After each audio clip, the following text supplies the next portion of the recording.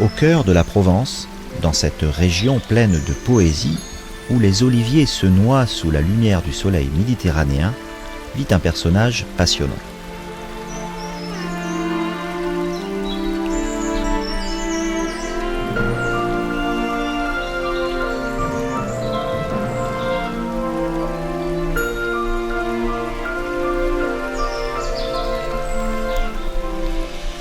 C'est à Pélissane, au bord d'une petite rivière, la Touloubre, que Christine Magret, artiste peintre, trouve son inspiration. À la suite d'un séjour en Chine et d'une révélation artistique avec les aquarelles, Christine a développé sa propre technique, la peinture gestuelle intuitive. Cette femme, au talent étonnant, a accepté de nous parler de son travail de création avec la simplicité et la générosité qui l'illuminent. L'important quand on se promène, c'est écouter, regarder, prendre le temps et puis respirer. Tout ça, c'est une source d'inspiration, de regarder le petit détail. Et la nature offre des effets graphiques très très intéressants. Et ça permet dans ma peinture de peut-être transcrire ce mouvement permanent, cette transformation permanente de la nature.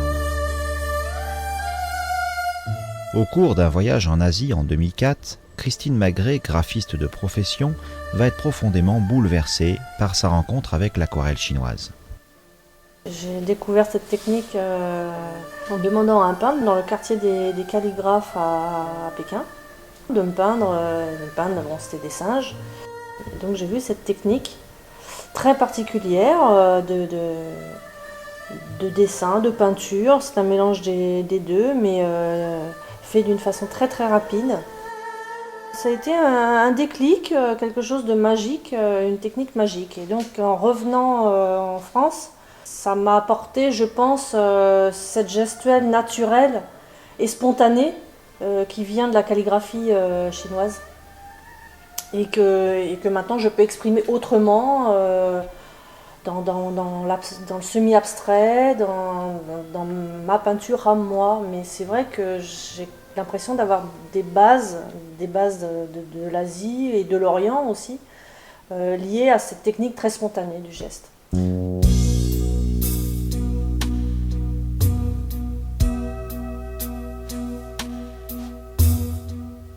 Il y a une différence entre l'aquarelle chinoise qui est vraiment de la méditation, quelque chose de mental très fort, et la peinture gestuelle intuitive qui est le lâcher-prise total. C'est même pas mentaliser une réalisation, c'est le lâcher-prise.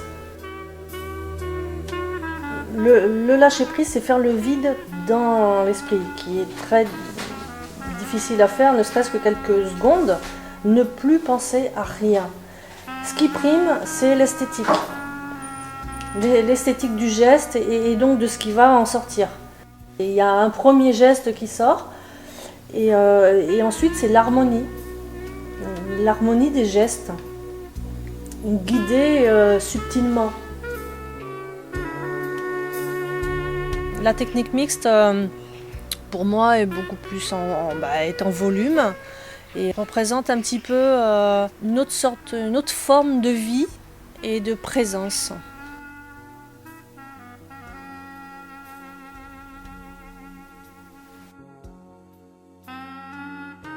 Dans le mix, donc, il y a aussi l'encre qui intervient, mais l'acrylique, et l'acrylique en épaisseur.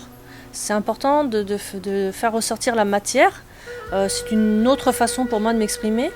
Et la matière est quelque chose qu'on trouve partout, qu'on touche, qu'on voit, et qui fait partie de notre vie. Et dans l'art, pourquoi pas le retranscrire également. Et ça, c'est une autre façon pour moi d'exprimer la peinture gestuelle intuitive. Il y a vraiment cette notion d'équilibre au niveau de l'esthétique, hein, et c'est un équilibre naturel qu'on retrouve partout, hein, le yin, le yang. Dans la nature, il y a toujours cet équilibre parfait. On a l'impression que le noir et blanc ne représentent pas d'émotion. Or, les deux, par rapport à la couleur, je parle, or les deux liés se répondent.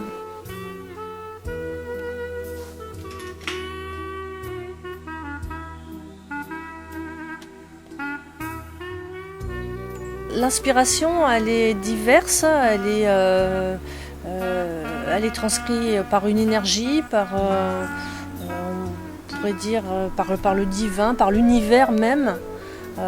C'est une inspiration universelle, le mot est complet.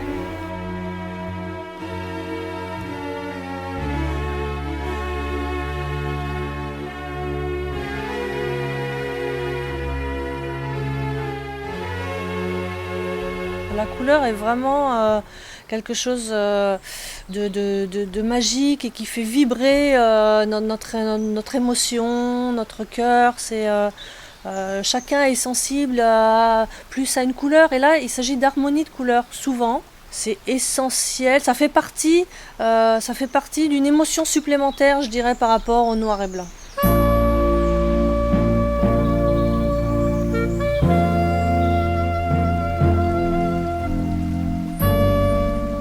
Aujourd'hui, pour sa peinture gestuelle intuitive, Christine utilise principalement des encres aux couleurs éclatantes. Sur ses œuvres lumineuses s'imprime ainsi une certaine forme de calligraphie inédite. Aujourd'hui, l'inspiration divine n'est pas vraiment abordée alors qu'elle existe dans l'art contemporain. Et dans le passé, ça posait pas de problème à l'époque de Léonard de Vinci et même d'autres plus proches. C'est une évidence que l'inspiration divine était là. Je pense que l'amalgame a été fait entre l'inspiration divine et l'Église et la religion. Mais pour moi, c'est vraiment deux choses différentes.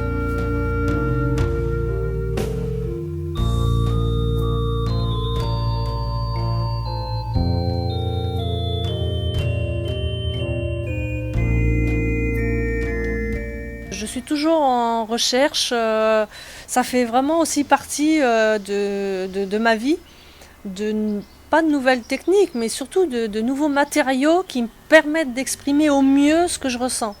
Donc dans la recherche de supports et de matériel détourné souvent, mais qui me permettent de faire évoluer et de tirer toujours des petits plus, des petites choses magiques qui vont arriver.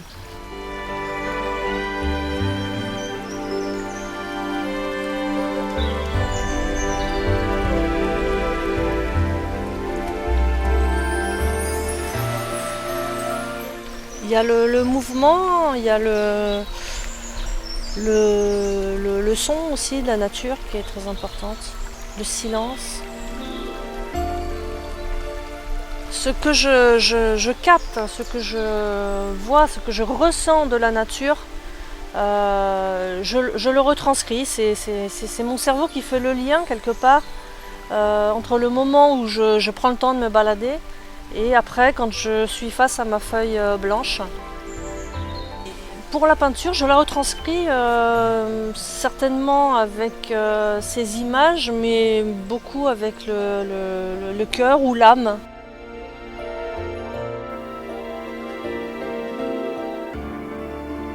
La nature est très changeante de seconde en seconde et j'ai l'impression de reproduire un petit peu cette métamorphose très très rapide de la nature dans les encres.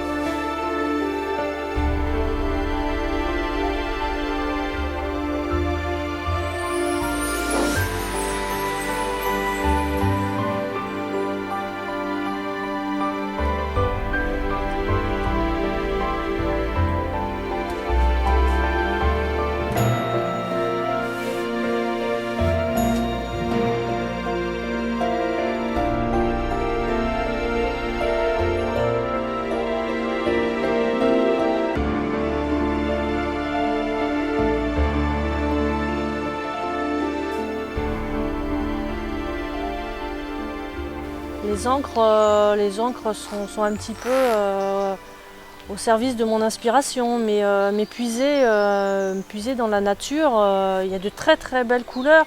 Et les couleurs sont vraiment pures et très vives dans la nature. Et on les retrouve rarement en peinture, or en encre de couleur, on peut retranscrire ça.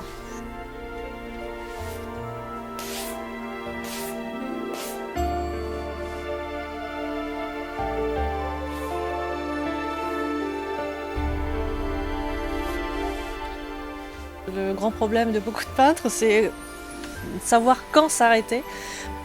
Je ressens la touche finale de l'œuvre. Il y a un recul qui se fait de ma part, d'observation, et la touche finale est souvent pas loin. Et je sais quand c'est fini, ça se finit par ma signature, ça fait partie vraiment de la composition.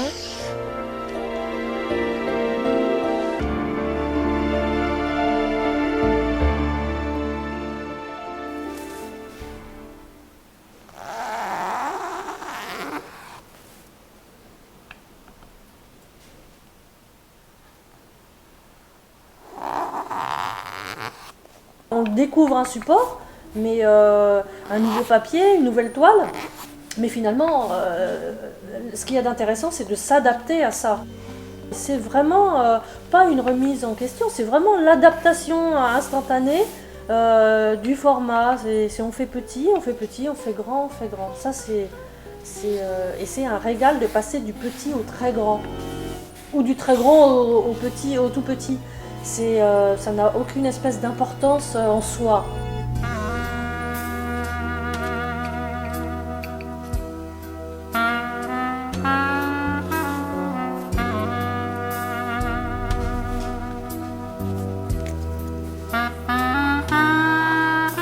J'aspire à des choses beaucoup plus grandes, du 80-120, des fresques, des choses d'une autre dimension, donc pour expérimenter d'autres outils, les gestes beaucoup plus grands, beaucoup plus larges, quelque chose de...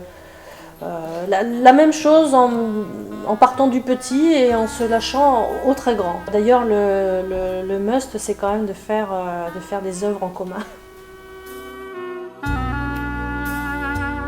Oui, c'est tout un ensemble qui crée l'inspiration. Et le moment où je sens que la feuille blanche est vraiment indispensable et urgente, la musique et la chienne. C'est mon ambiance, c'est mon moment et un moment partagé. L'arbre, c'est en même temps ma racine, j'ai envie de dire ma racine à moi, c'est ma source, mon ancrage, et en même temps c'est un petit peu le lien avec le spirituel, avec l'inspiration. C'est que ça vient d'en haut et ça s'ancre dans la matière. Il est là, il est en vie, il est avec moi et il me donne des frissons. C'est terrible.